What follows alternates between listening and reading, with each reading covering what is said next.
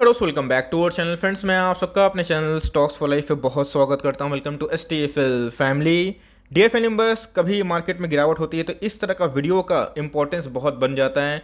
Stocks to buy now. जी हाँ दोस्तों, मार्केट में ऐसे इन्वेस्टर हमेशा लोग यही प्रे करते हैं कि भाई थोड़ा सा प्राइस डाउन हो कि अपनी SIP को कंटिन्यू करें। तो इसी बीच में गए, ऐसा को पता है कि मार्केट में स्मॉल कैप में और मिड कैप में आज हमें गिरावट देखने को मिली, जिसकी वजह से बहुत सारे स्टॉक में अभी के टाइम में वैल्यू इमर्ज हो चुकी है। और गिरावट क्यों हो रही है मैंने बहुत ही सरल शब्दों में एक्सप्लेन कर दिया, लेकिन इसी बीच में गाइस बहुत सारे ऐसे स्टॉक है जो डिफरी कंपनी हैं और उधर पे एक वैल्यू हमें नजर आ रही है, जहां पे आप चाहें तो ट्रैक कर सकते हैं। कॉल आपका होना चाहिए कि आपको कौन से स्टॉक में निवेश करना है। ऑप्शंस बहुत सारे हैं, लेकिन इसी बीच में कहाँ कहाँ अच्छा मौका है, कौन अपने सपोर्ट के लेवल पे खड़े हैं, कौन अच्छे स्टॉक होने के बावजूद भी टेक्निकली ओवरसोल्ड हो चुके हैं। तो जी हम डिस्कस करने वाले हैं, बहुत कुछ सीखने को मिलेगा। और खासकर दोस्तों कल के दिन बहुत ही इंपॉर्टेंट डे होने वाला है IRCTC को लेकर, तो भाई मैंने उसको भी एक्सप्लेन कर दिया है।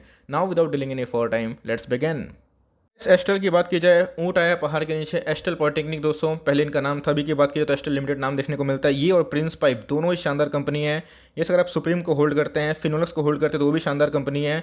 लेकिन ध्यान रखिएगा दोस्तों, market leader is always a market leader. इस कंपनी ने प्रूव किया है कि EPS सही होने की वजह से इसने अपने शेयर होल्डर्स को बहुत रिटर्न दिया है। तो पिछले कुछ समय से ये किसी के बाइंग जोन पे नहीं आ रहा था, लेकिन दोस्तों अब ये आपको बहुत ही अच्छा मौका दे रहा है। अब तो गैस ये FNO का स्टॉक भी बन चुका है। तो बात की जाए मार्केट में एक सेलिंग प्रेशर है मिड कैप को लेके, स्मॉल कैप को लेके, लेकिन कंपनी की बात की जाए तो एकदम खरा सोना है। और Q1 के नंबर्स डिसअपॉइंटिंग थे, क्योंकि लॉकडाउन में दोस्तों आप ज़्यादा उम्मीद भी नहीं कर सकते। ज़्यादा उम्मीद भी एकदम खराब चीज़ होगी, बिकॉज लॉकडाउन रहेगा तो कहाँ ठीक से काम होगा। लेकिन मानसून आ चुका है तो भाई इनके एग्री डिमांड में बहुत ज़्यादा राइस होने के चांसेस है, और कंपनी ने एकदम खुल के बताया है। तो आने वाले कुछ क्वार्टर में दोस्तों इनके नंबर्स अच्छे आने वाले हैं। तो मेरे हिसाब से एज एन इन्वेस्टर आपको इन सब डिप का ज़रूर फायदा उठाना चाहिए।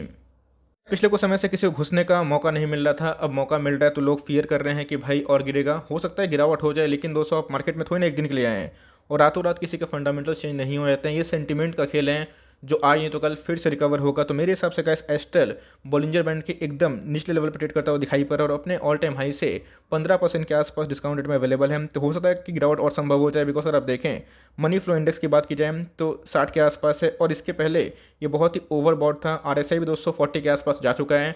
तो मेरे हिसाब से फ्रेश एंट्री करने का बहुत ही अच्छा मौका है। और चाहें तो एस्ट्रल में दोस्तों कल के दिन बाई कर सकते हैं। ऐसा नहीं है कि 100 स्टॉक खरीद लें, नहीं दोस्तों, 100 स्टॉक खरीदने की ताकत है तो 30-40 से स्टार्ट करें। लेकिन आपके पास कुछ पैसे होने चाहिए कि भाई कभी ना कभी ये स्टॉक में और 4-5-10% के आसपास मैक्स टू मैक्स करेक्शन अगर होती है तो वहाँ पे आप बेफिक्र होकर निवेश करें और लॉन्ग टर्म में ऐसे अच्छे कंपनी को अपने पोर्टफोलियो में ज़रूर रखें।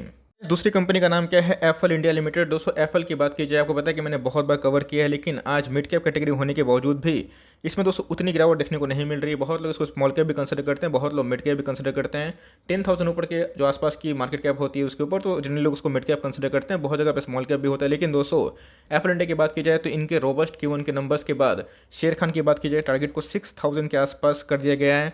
डाउनसाइड की बात की जाए तो हो सकता है कि 5-7% करेक्शन हो जाए, लेकिन दोस्तों अपसाइड की बात की जाए 50% के अपसाइड दिखाई पड़ता है। तो दोस्तों अगर आप देखें तो 1:10 का रेशियो रिवॉर्ड है, और दोस्तों टेक्निकली बहुत ही ओवरसोल्ड हो चुका है। और इनके नंबर्स पे आउटस्टैंडिंग आए थे तो शॉर्ट टर्म में पेन होगा, लेकिन लॉन्ग टर्म में गेन है। इस स्टॉक में 50% करेक्शन ऑलरेडी हो चुकी थी, लेकिन उसके बाद फिर से एक रैली और फिर से गिरावट। लेकिन कभी भी दोस्तों रिवर्सल मारेगा तो उधर फोमो होगा। तो मेरे हिसाब से अगर आप एफल को अफोर्ड कर सकते हैं, लिए हुए हैं, आराम से होल्ड एंड कंटिन्यू करें। चाहते हैं दोस्तों कि एक ऐसी कंपनी जो मोबाइल मार्केटिंग में काम करती है, आप एफल को आराम से ट्रैक कर सकते हैं और बाइंग की अपॉर्चुनिटी भी ढूंढ सकते हैं।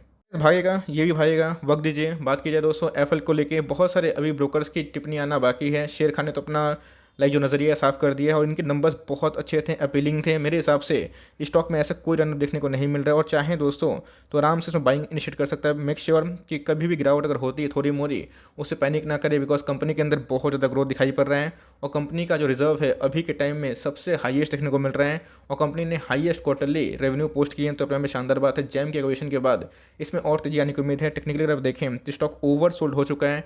तो मेरे हिसाब से गैस एफल को आप आराम से CMP में आराम से बाई कर सकते हैं। तीसरा स्टॉक का नाम क्या बताएं? Dixon technologies. जी हाँ, डिक्सन की बात की जाए तो आत्मनिर्भर भारत को सपोर्ट करता है, और दोस्तों ये 4735 का स्टॉक है।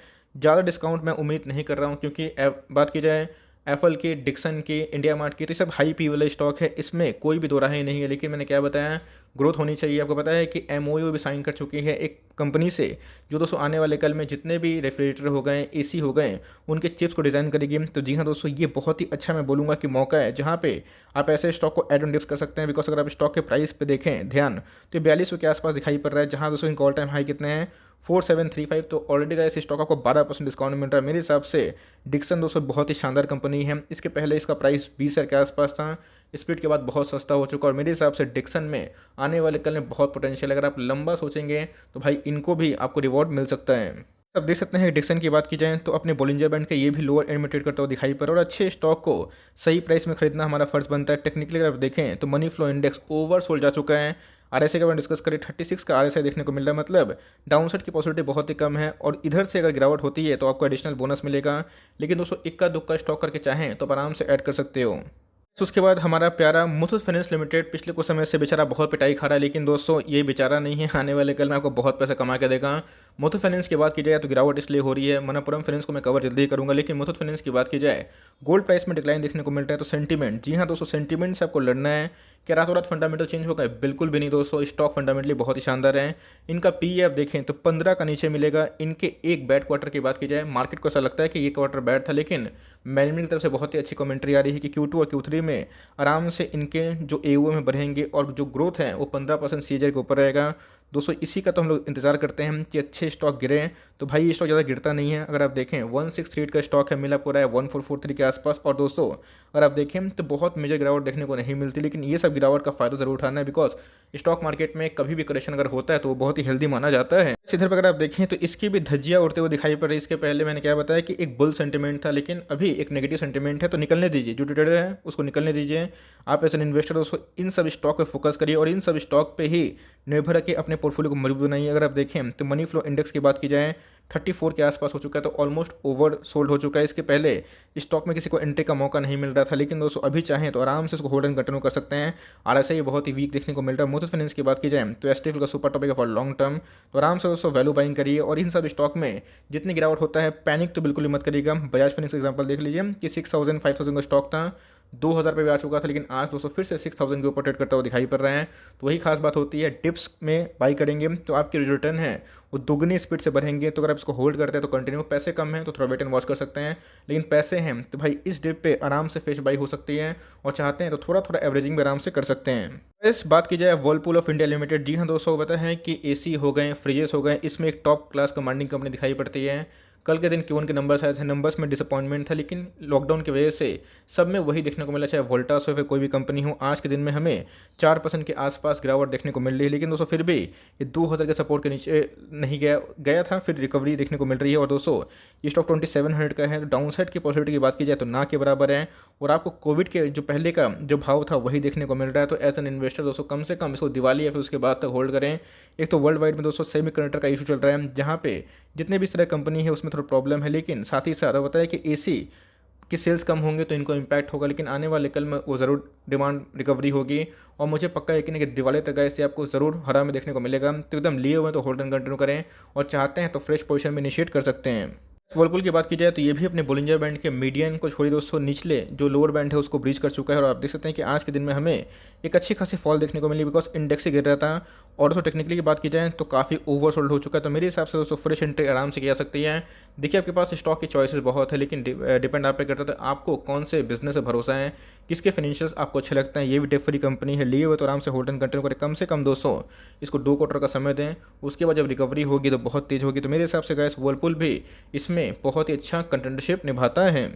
पॉलीकैब की बात की जाए, ये भी चट्टान की तरह हमें खड़ा होता देखने को मिल रहा है। ऑल्दो अगर आप देखें तो आज के दिन मेजर गिरावट देखने को नहीं मिल रही थी, क्योंकि 27 अगस्त से ये दोस्तों FNO का भी स्टॉक बन जाएगा, और मेरे हिसाब से फ्रेश बाइंग के लिए दोस्तों एकदम खरा है। बिकॉज एक बार ये गाड़ी निकलेगी 1800 के बाद तो भाई ये सीधा 2200 के आसपास जाकर रुकेगा। तो मेरे हिसाब से गाइस इधर पे एकदम फ्रेश बाइंग करने का बहुत ही अच्छा मौका है। इसके पहले स्टॉक में एकदम ट्रेमेंडस रैली थी, लेकिन दोस्तों ये सब डिप अगर आप नहीं खरीदेंगे तो बहुत मुश्किल हो सकता है, और इन सब डिप में ही आपको अच्छे स्टॉक को होल्ड करना है और बाई भी करना है। पॉलीकैब की बात की जाए एकदम बाइंग जोन पे खड़ा है। टेक्निकली अगर आप देखें पिछले कुछ समय से काफ़ी वॉल्यूम लॉस हमें देखने को मिल रहा है, लेकिन दोस्तों फिर भी स्टॉक में मेजर गिरावट देखने को नहीं मिल रही है। ऑल्दो अगर आप देखें तो वॉल्यूम अभी भी वैसा राइज देखने को नहीं मिला। 36 का हमें मनी फ्लो इंडेक्स है, 41 के आसपास RSI है। तो मेरे हिसाब से गाइस फ्रेश एंट्री का बहुत अच्छा मौका है। आप चाहें तो पॉलीकैब को भी अपने वॉच में लगा सकते हैं, और कल के कल भी दोस्तों इसको एडवांटेज आराम से कर सकते हैं। तो दोस्तों बात की जाए नैम इंडिया की, यस दोस्तों ये 400 की ब्रेकआउट देने के लिए एकदम सक्षम हो चुका था, लेकिन दोस्तों जिस हिसाब से इंडेक्स फॉल हुआ इसमें भी गिरावट देखने को मिली। ऑल्दो अगर आप देखें तो भाई ये एक डेफरी कंपनी है। अगर एएमसी में किसी पे निवेश करना चाहते हैं तो एचडीएफसी एएमसी भी अच्छा ऑप्शन है, लेकिन दोस्तों इसमें हमें ग्रोथ दिखाई पड़ती है। इनके नंबर्स दूसरे एएमसी से काफ़ी हेल्दी दिखाई पड़ रहे हैं। तो मेरे हिसाब से 300-400 के भाव पे कोई फाइनेंशियल्स वाले स्टॉक पे निवेश करना है जो म्यूचुअल फंड डील करती हो, फ्यूचरिस्टिक बिजनेस हो, तो जी हाँ दोस्तों, अगर आप चाहें तो सीएमपी में आराम से बाई कर सकते हैं। आज की गिरावट की बात की जाए 1.5% के आसपास गिरा था, और दोस्तों ये भी आपको कोविड के पहले का जो हाई है उससे सस्ता में मिल रहा है। मेरे हिसाब से फ्रेश एकदम बाइंग हो सकती है, बिकॉज एक बार स्टॉक में ब्रेकआउट होगा जो कभी भी पॉसिबल है, समय लग सकता है लेकिन पॉसिबल ज़रूर है। आपको दोस्तों यही स्टॉक महंगे भाव पे मिल सकता है। स्नैप के बारे में डिस्कस करें, आप देख सकते हैं कि इसके पहले इसने दोस्तों बहुत ही अच्छा जर्नी किया था। 425 भी जाके दोस्तों एक करेक्शन दिखा रहा है। मेरे हिसाब से घुसने का बहुत ही अच्छा मौका है। एकदम दोस्तों बॉलिंजर बैंड के एकदम लोअर बैंड पे ट्रेड करता हुआ दिखाई पड़ रहा है। इसके पहले बुलिश मोमेंट था, तो सेम दोस्तों अगर आप देखें तो इसमें भी हमें वॉल्यूम डिक्लाइन देखने को मिल रहा है। आरएसए की बात की जाए तो 43 के आसपास इनको मिल रहा है। मनी फ्लो इंडेक्स 56 के आसपास हो चुका है। तो मेरे हिसाब से आप चाहें तो आराम से नैम इंडिया को भी ट्रैक कर सकते हैं। तो इन सब स्टॉक पे आपकी नज़र होनी चाहिए। दोस्तों आप भी चाहें तो अपने जो ट्रैकिंग वाले स्टॉक्स पर भी नज़र रख सकते हैं। बिलीव करिए, अगर आपका कन्विक्शन ओके है, अगर आप दूसरे स्टॉक को भी खरीदते हैं जो इसमें नाम मैंने नहीं लिया, अगर आपको कुछ उनके फाइनेंशियल अच्छे लगते हैं, उनके अंदर फ्यूचर ग्रोथ है, तो भाई आप उसमें भी एड ऑन डिप्स कर सकते हैं। आपके पैसे ज़रूर बनेंगे, बिकॉज स्टॉक मार्केट में गिरावट चलती रहती है, लेकिन आपको सही स्टॉक पे अच्छे समय पे ज़रूर बाइंग करते रहनी चाहिए। कुछ स्टॉक थे जहाँ पे आपकी फोकस होनी चाहिए। आई होप मेरे एफर्ट आपको अच्छा लगा। आपको कौन कौन से स्टॉक अच्छे लगे कमेंट बॉक्स में ज़रूर बताइएगा। So for timing that's and the video. तो भाई मिलते हैं जल्दी ही, तब तक के लिए bye. Thanks for listening friends, God bless you all.